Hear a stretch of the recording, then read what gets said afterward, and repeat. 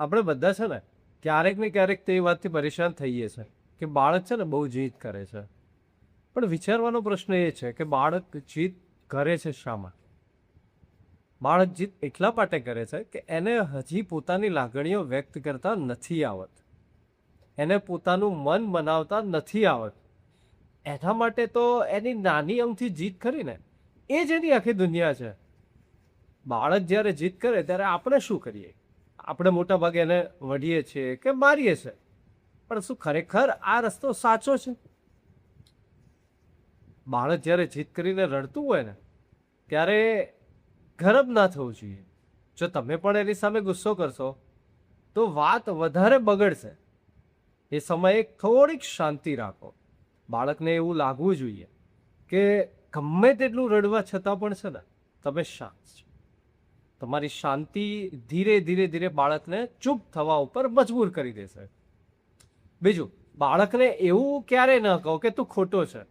એને બદલે તમે એને એવું કહો કે બેટા મને ખબર છે કે અત્યારે તને ખરાબ લાગે છે.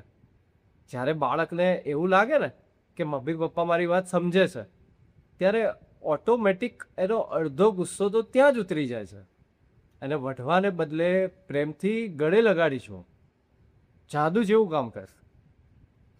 ત્રીજી વાત, બાળકને ક્યારેય હુકમ ના, પણ એને પૂછો, એને ચોઈસ આપ. ધારો કે બાળક છે દૂધ નથી પીતું, તો એને એવું ના કહો કે ચાલ દૂધ પી લે, પણ એને એવું પૂછો કે તારે દૂધ કાચના ગ્લાસમાં પીવું છે કે તારા ફેવરેટ કપમાં પીવું છે. જ્યારે બાળકને તમે બે ઓપ્શન આપો છો ને ત્યારે એને લાગે છે કે આ નિર્ણય એનો છે. જીદ કરવાનો મોકો એને નહીં મળે. અને છેલ્લે એટલું જ કહીશ કે બાળક માટી જેવું હોય છે. આપણે જેવું વર્તન કરીશું ને એવું જ એ શીખશે. જો આપણે ધીરજ રાખીશું તો એ પણ ધીરજ રાખતા શીખશે. જીદ એ તો એક તબક્કો છે જે પ્રેમથી પસાર થઈ જશે.